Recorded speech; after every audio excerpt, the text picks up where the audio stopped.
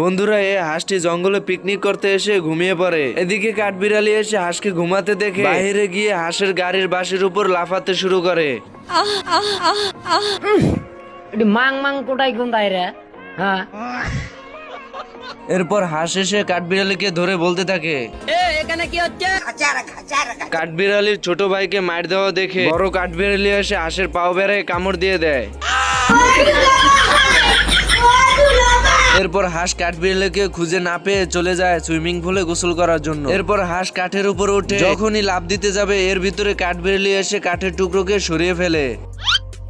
হাঁসকে পড়ে যাওয়া দেখে কাঠবিড়ালি খুশিতে বলতে থাকে,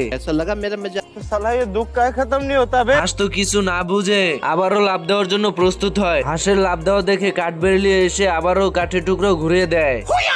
और मैं आसमान की ऊंचाइयों में बाप रे दादा रे और मम्मी रे नहीं नहीं नहीं नहीं नहीं আহা আমি পারি না আর পারি না না বেটা হইলো বেটা